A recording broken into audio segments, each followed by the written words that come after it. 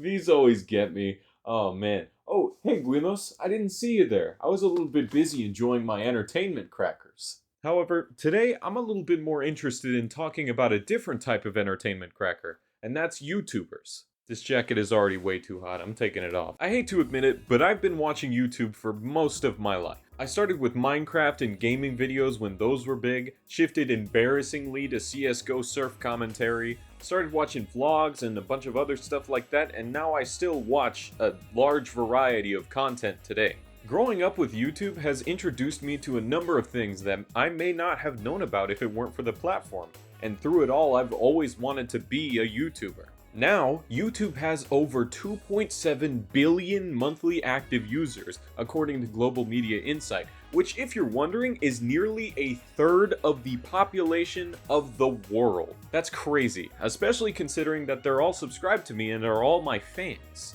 That is a staggering amount of people on any platform, and it's no wonder why creator has become one of the most sought after dream jobs by children and adults. Of course, like with anything, the more people that are doing something, there are less of them that are likely to succeed. Things may start to get oversaturated. There's a meta that gets developed that people start to follow that feeds into that aforementioned oversaturation. There are tons of daily commentary channels now. Commentary channels about video games or drama or the like. Even video essays have been figured out to some extent. Look, I absolutely love video essays, but I've noticed that a lot of them have become the adjective noun of blank piece of media, and it's just a short summary of the work with little to no analysis. And of course, an Aura sponsorship thrown somewhere in between. Not to mention, because of YouTube's success, a lot of things have changed about the platform, many of which people do not like. But they go uncontested because this is the only place you can reliably do what YouTube offers. With more and more commercialization creeping into the space, we get an influx of people who aren't here primarily to create, to explain, or to educate, but to make money. And while I have no doubt that there are many new creators that are here out of the passion of creation, there are also a lot of them that are here because they think it's their ticket to Easy Street. I already called dibs on this ticket. Go get your own. Overall, I feel like it's diluting what makes YouTube truly great. You. Well, not you specifically. I meant more in a general sense of the people who are making things, but not that you're not great. I'm just gonna start talking about it. Welcome back to the ground. Something that people crave in art and media, in my experience, is connection with someone else. Not to say that all videos on YouTube qualify as art, but come on, this one at least. That's why commentary from people like Drew, Danny, Eddie, Jarvis, antoguino, and so many others is so appealing. Not only do they talk about interesting topics, but they all have unique perspectives on those topics, so it makes their videos more engaging to watch. This, in my opinion, is a cornerstone of YouTube, but it's constantly being de-emphasized by the platform. If you're not sure what I mean by that, take Mr. Beast. No, seriously, take him. I don't want him anymore. I don't know who gave him to me, but they need to stop leaving him at my door when I throw him out. However you feel about the guy, he's less of a personality and more of a brand. That's certainly one way to do YouTube, and it obviously leads to an insane revenue stream, but it also drains the personality and authenticity out of the things you produce. Imagine if, instead of speaking with my normal tone of voice in my videos, I started talking like this when I said anything serious. AI is actively harming your brain, and the people who make it want it to do that. Actually, maybe I should talk like that in my videos. From now on, when I switch to a serious subject, I'm gonna start talking in the Mr. Beast voice. Maybe then I'll also get a deal from the Saudi Arabian royal family to build a theme park based on my brand. There are tons of clones of Mr. Beast now, and clones of those clones. In fact, I would say that most genres on YouTube have this big guy that everyone's trying to replicate and become. In doing so, I honestly do think that their chance of success on this platform increases based on the meta, but I feel like the overall creativity on the platform decreases. I think that's also why so many people that make videos about how to become a YouTuber talk about niches and oversaturation. It's because they're less concerned about making something for the sake of making it and more about becoming the guy for this genre of YouTube and making stacks of cash. It's oversaturated because everyone's copying the style of this one person that got them to success. It leads to a large portion of content on YouTube becoming less about people and more about brands wanting to make money. If you remember, we had something like this in the late 2010s with the 3 a.m. challenges, and that stretched all the way until the 2020s. And this is completely tangential, and I forgot that I saved it on my phone, but I just need you guys to see this J-Station clip. Guys, back with another 3 a.m. challenge. As you guys know, my girlfriend Alexia just passed away in a tragic accident, guys. Getting back on topic about the whole niches thing, chances are you will be able to find and pick a subject on YouTube that you're happy making videos about for a while. But it's also fairly likely that you'll start to feel boxed into this subject. Like, you have to keep making videos about this with the audience that you've built, however small, and you'll want to branch out and become the creator that you're meant to be. 2 years ago, when I started my YouTube channel, I made one video about a movie, and then it was video games until about a year later when I started doing commentary. None of this was done because I wanted to find a successful niche. It's because I was trying to figure out who I wanted to be on the platform. And the subject that I had picked for myself, video games, started to feel kind of restrictive. I wanted to do more. I wanted to talk about AI and streaming services and YouTube sponsors. You can even see a point where I made a video about video games again with the same old style of thumbnails without me in it, and I liked making that video, but it felt like I was conceding to being a video games guy. That's why I think authenticity is integral when it comes to making YouTube videos. Generally, it's not like any other piece of media that people consume. It's either one or a very small team of people making something. A lot more of yourself goes into this process. It's very personal. You need the you in YouTube, or else it's just tube. And nobody wants to watch tube. However, while I think being authentic to yourself is extremely important on YouTube, you don't want to risk showing 100% of yourself, lest you risk forming parasocial relationships with people on the platform, which a lot of people tend to do anyways because it proves economically beneficial. To give you another example, a few years ago there used to be a family vlogging channel called the Ace Family. The now divorced couple had decided to post a bunch of videos about building their multi-million-dollar home and all of the struggles that came with that. They would emphasize every problem, every hang-up, like it was catastrophic, and talk about this like it was some terrible, life-ending threat. And then, conveniently, they would plug their merch. Channels like this are incentivized to manipulate their audience into caring about them so much that they'll see this and buy their stuff or donate money, like and subscribe, share with their friends. Speaking of which, I am a broke college student and I need to pay for next semester. Completely unrelated, I also sell mugs and t-shirts. And this is assuming that the parasocial relationship goes well for you. Sometimes you'll just get weird people that think they have some sort of claim over you because they donated you money. It is not a good idea to embolden and encourage these obsessive behaviors and make these people think that they are your friend because you get more money by doing so. It's extremely risky. It's important for watchers to remember that we as creators don't know you individually. When we speak about the fan base or our fans, or when I say hey Guinos, I'm referring to you as a collective. While I love getting comments and support from you Guinos, I really do, please understand that we are not friends. I hate your ass. Little known secret, all creators actually hate their audience.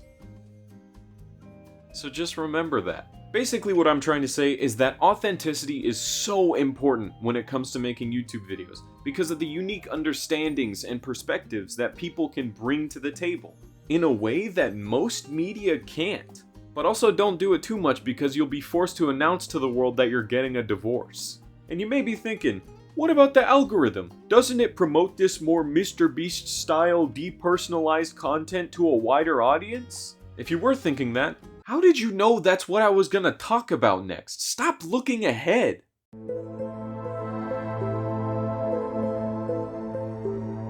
When you use this platform, whether you're a viewer or a creator, you're going to hear about the algorithm. This is how videos show up in your feed based on the YouTubers you're subscribed to or the videos you've watched in the past. And sometimes, it'll even show you things like this. I can't say for certain how the algorithm on YouTube works, but there's a lot of mysticism surrounding it. What titles, subtitles, descriptions, hashtags, tags, and thumbnails get pushed by this nebulous thing the most? I'm not going to pretend to know, but I am going to give my opinion on why I think that watchers and creators have sort of become superstitious about it. I used to frequent a subreddit called NewTubers, and on top of a lot of things that they believed that were just kind of unhelpful, one of them was believing that the file name of the video that you upload to YouTube has some bearing on its popularity and performance. Nothing changed. Needless to say, there's absolutely no proof that that's the case, especially considering that all of my videos are named "Fuck, I hate making videos!" .mp4. Because the algorithm is seen as this entity to beat, you'll get a lot of samey channels, like I talked about earlier, with the most popular ones being things like content mills. There are a lot of different types of content mills, like with kids content or with drama, but they all run off of the same general framework. What is popular with this demographic, and how do I make the quickest possible video about that? That's how Illuminati used to work, that's how Turkey Tom, those types of people. They make videos about popular topics because they're catering to what they perceive as the algorithm. H-Bomber Guy goes into a lot of detail about this in his Illuminati video and his larger plagiarism video, about how these people will find the thing that will make them the most money and follow that. That's why she was a storytime YouTuber, that's why she made Reddit videos, and that's why she became a video essayist before she got thoroughly destroyed. When the algorithm throws you a bone, a lot of people are gonna be like, well, shit, throw me the whole skeleton, I'm gonna keep doing the same things. And let's be honest, there's a whole lot of money to be made here. If a creator gets canceled for something, drama YouTubers and daily commentary channels will likely talk about that. If you cater to this algorithm that people have built up in their minds, the one that likes both extremes of the spectrum, either drama or completely safe content, you're not going to be able to express yourself creatively. Let's take commentary for an example, because that's the genre of YouTube that I like the most, and it's the one that I'm a part of. I want to stress this before I say anything. Nobody is a bad person for attempting to optimize their videos to do well with this nebulous force that decides which videos get watched on YouTube. It doesn't make them any less of a creator, and it 100% makes sense why they do it. At least regarding the things I'm about to talk about. Anyways, I hate yellow text. I know why everybody does it. It's because it's readable, it pops on every single background, it's got such a good contrast with most colors, but I don't want to use it. I like blues and purples and greens, and I like using splashes of colors as my outlines instead of white or a drop shadow. It feels too restrictive to just stick to the format that commentary YouTube has laid out.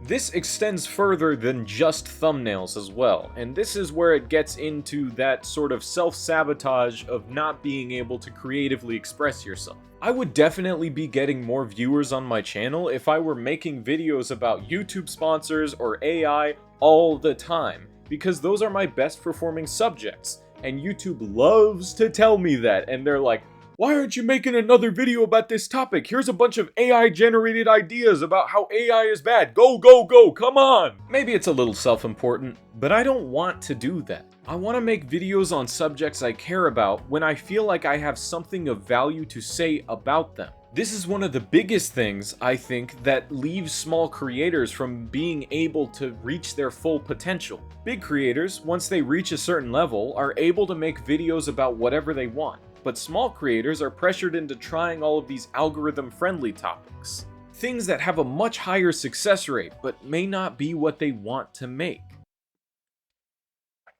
Water. When you become a creator, You have to decide whether or not you're willing to do something in order to succeed.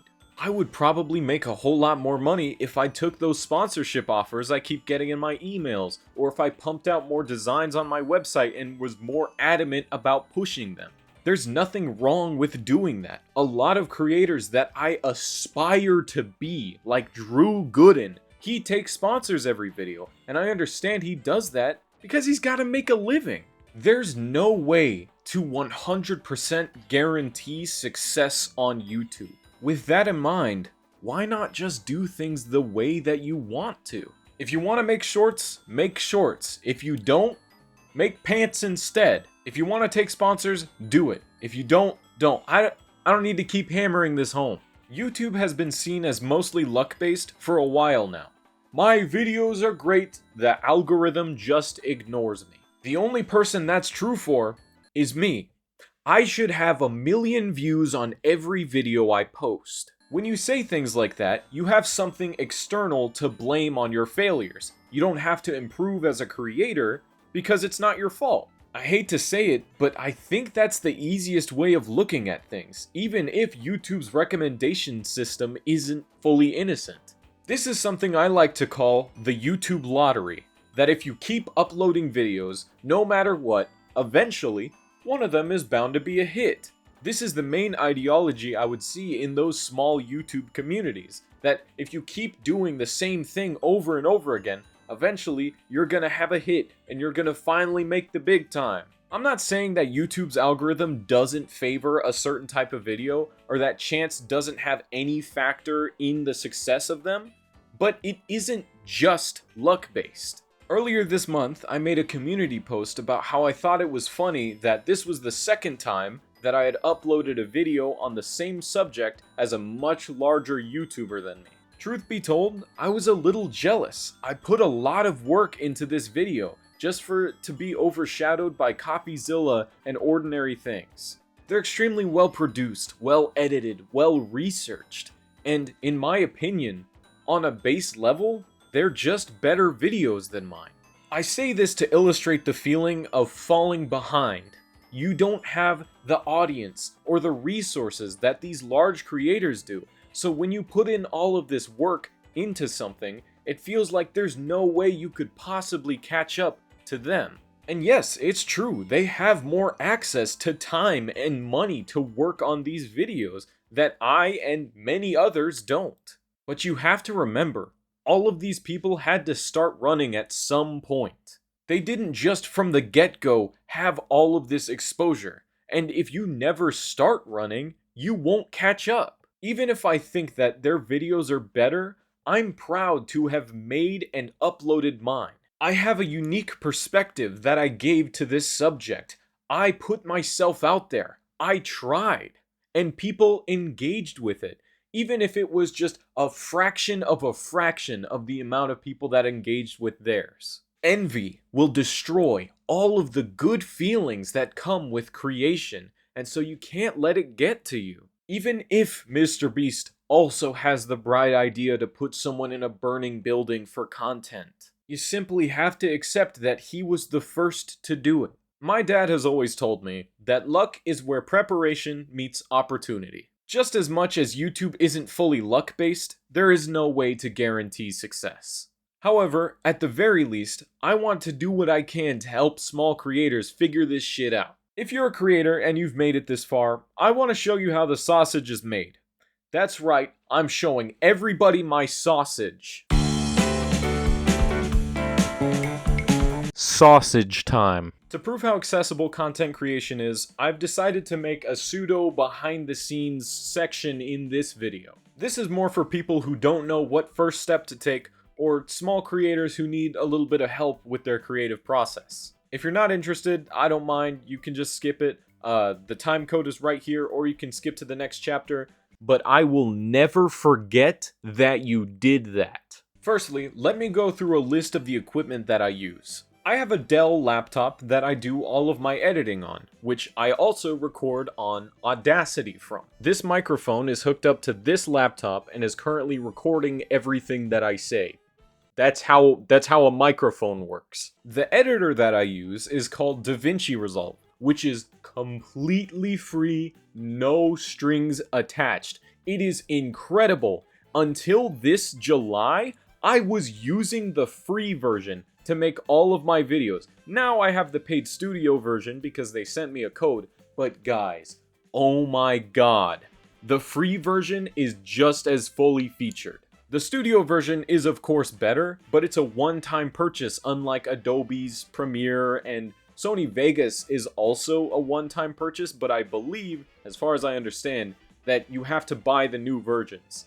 DaVinci Resolve gives you the new versions if you've bought the studio. My biggest advice in this space would be to learn to edit. Editing is such a good skill to have in content creation because everyone needs an editor. And so if you learn how to use something like DaVinci Resolve, you can edit somebody's videos for some amount of money. I don't know how that typically works. You can also learn how to edit your own videos so you don't have to pay an editor.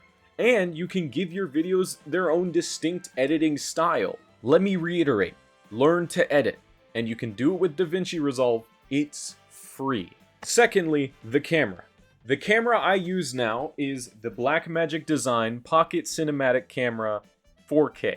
I understand that this is inaccessible to most people, but if you get to a point where you can afford it, the results speak for themselves. The camera quality is incredible. I've been using it since I talked to Blackmagic Design in July, and it is so nice, and I've finally learned how to fully use it.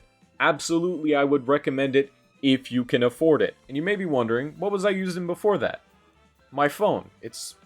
I don't know if you noticed, but there's cameras here. Typically, smartphone cameras are going to be good enough to film videos on. In fact, my most viewed video was filmed on that camera. Might I add, the footage looks terrible. You don't even need a good camera. This is a good camera, but I made that footage look terrible somehow. And you know what?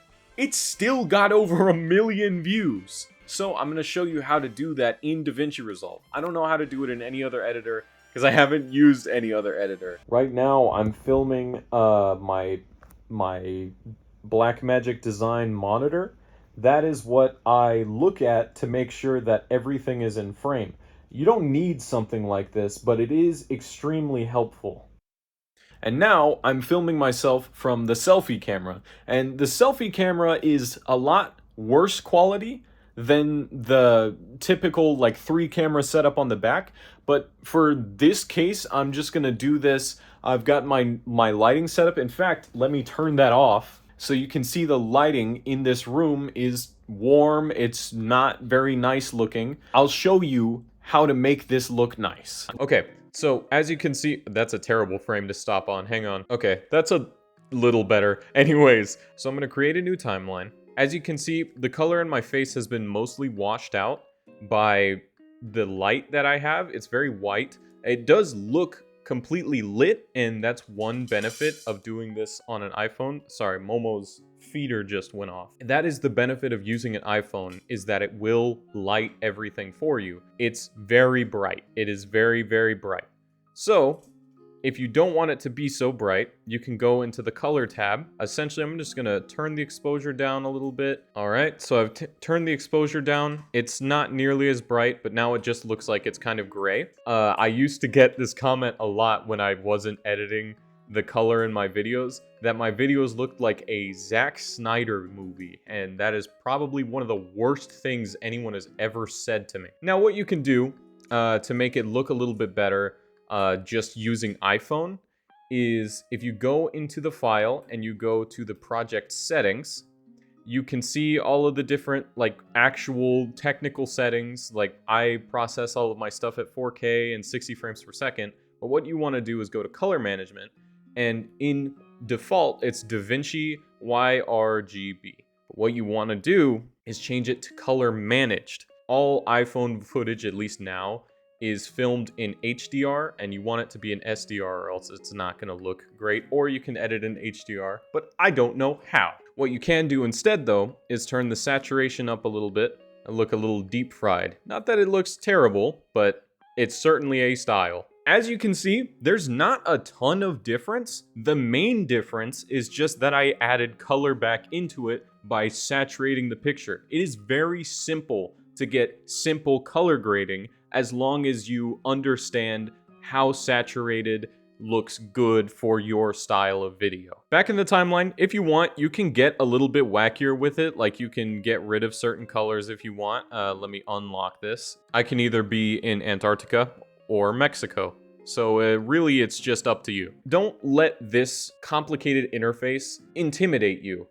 It's fairly simple when you actually get into it and start looking at it. I promise you'll get the hang of it. In that little video, you may have noticed that I had a remote that controls my lighting. It's not the most expensive thing in the world, but I understand that $40 is a bit of a hefty cost these days. Using it, I can control the temperature of the light in my room. I can make things a little bit more white if I want to. I can make things a little bit more yellow.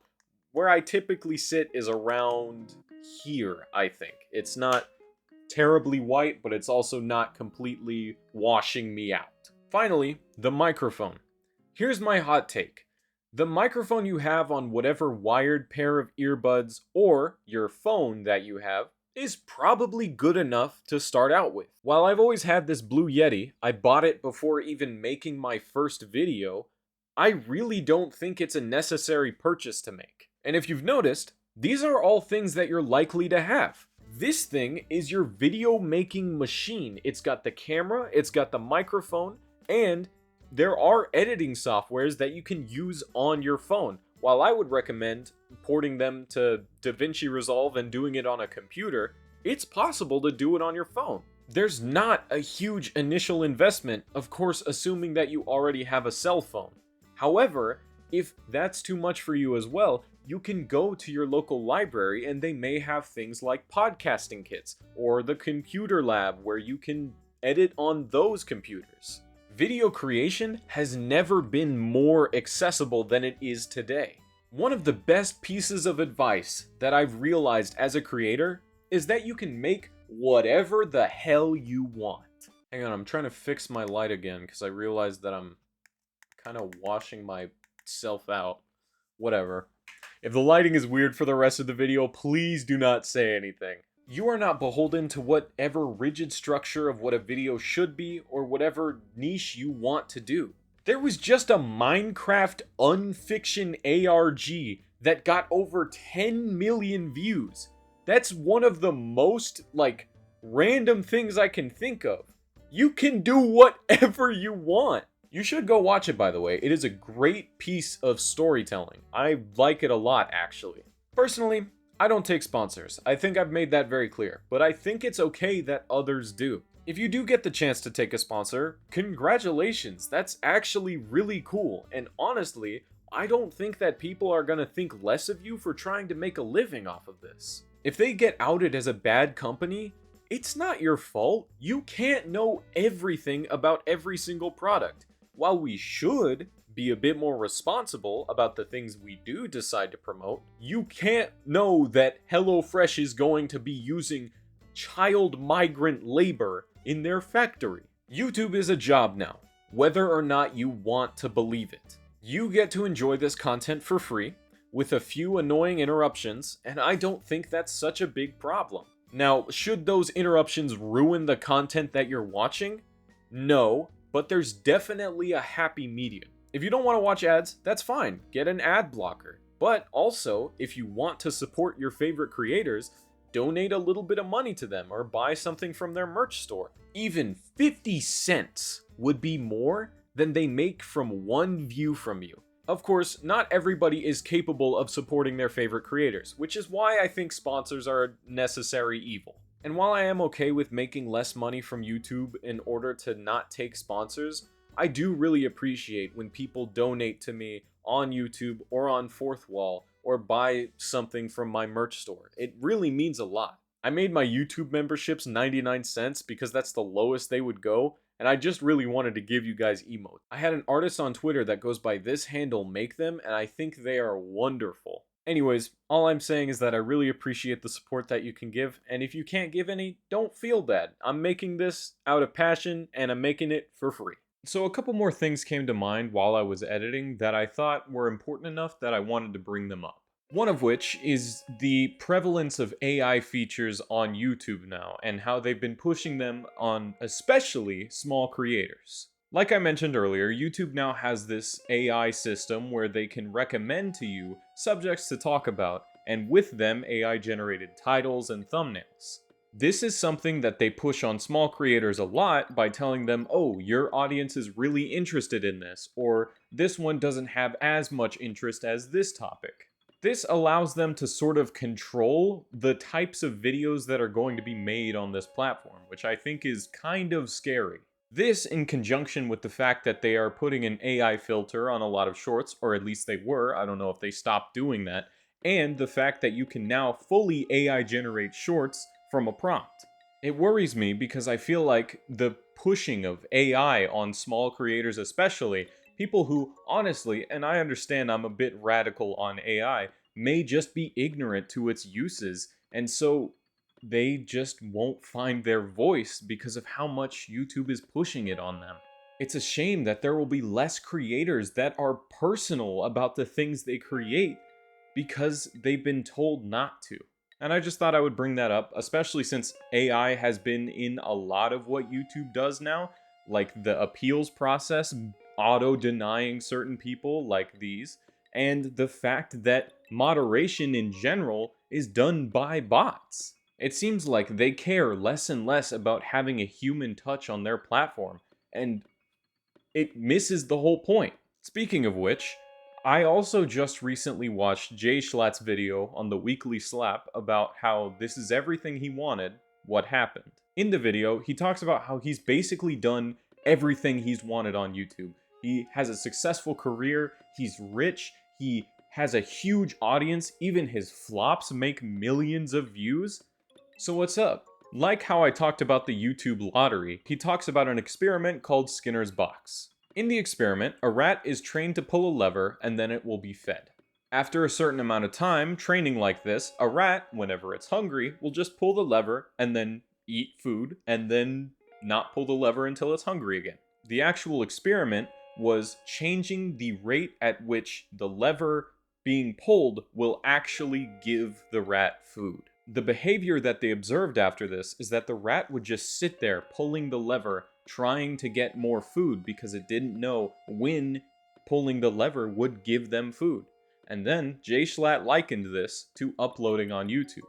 I think that's why a lot of large creators have started to quit. Having such an unhealthy relationship with posting on this platform can get toxic, and it's why so many people pump out videos that they may not be happy with, but they know will do well. It's very upsetting to see this, and it really hurts that this is the optimal way to do things on the platform. It's a toxic relationship, and I feel like one of the most important things is trying to remember why you're doing this. Because it's fun to do, and you're creating because you want to create. I would definitely recommend going and watching that video. It's an incredible insight into how this attitude affects creators, even large ones like him. Jay Schlatt is one of those people on YouTube that absolutely has been an inspiration for me, and I am really happy that he was so transparent about this and very, I guess, insightful on it. I really appreciate that. Anyways, I'm going to stop glazing him. I just wanted to bring these up because I feel like they are important topics to talk about when we're talking about personality and YouTube, people on YouTube.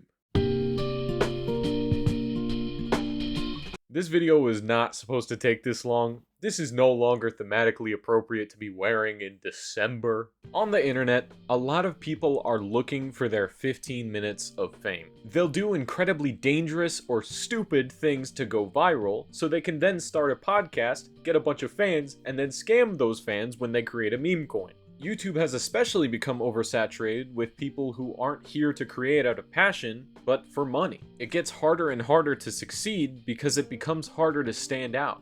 About a week ago, hopefully when this video comes out, was my 2-year anniversary on YouTube. For real, I mean. Cooking Chadley with Chad Sands does not count. I am beyond grateful to have built the audience that I have so far, and I hope that it continues to grow with time. 2 years ago, when I was working on that Speed Racer video, I had no idea that I would be doing commentary like my YouTube heroes, for lack of a better term, and I'd have 33,000 people who decided to watch me because of that. This year has been a relatively tough one for me, but through it all I've had my YouTube channel, and I've had people who are actively engaged with and want to watch the things I create. Getting 10,000 views on a video that I didn't think was gonna do well at all is still amazing to me, even if in the grand scheme of YouTube it's not a lot. So from the bottom of my heart, thank you guys. I really appreciate it. Now that I've been a creator for long enough, I'll constantly get people asking me if I'll make a video about a certain subject. Typically ones that they're interested in, things that they'd like to see. My response is usually the same. Why don't you make it? I'm not trying to be rude, I just think that the world could always use more creators, especially in times like these. Wait, sorry. The world could always use more creators! And viewers who just want to watch, make sure you're supporting your favorite artists. Buy their merch if you can, hype their videos since that's a new thing that you can do. Like, subscribe, etc. Again, a 50-cent donation will do a whole lot more than a single view ever could, so don't feel bad about using an ad blocker.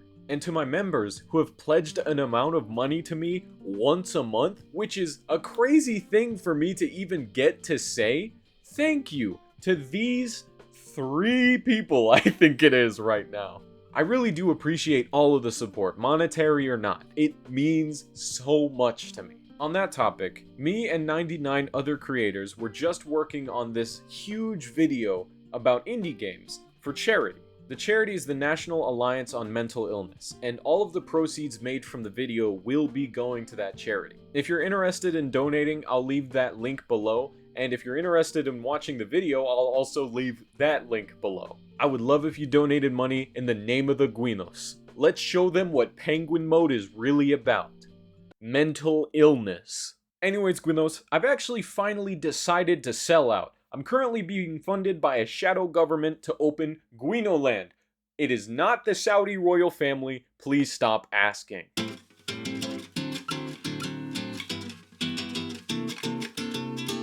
Keep stepping at your own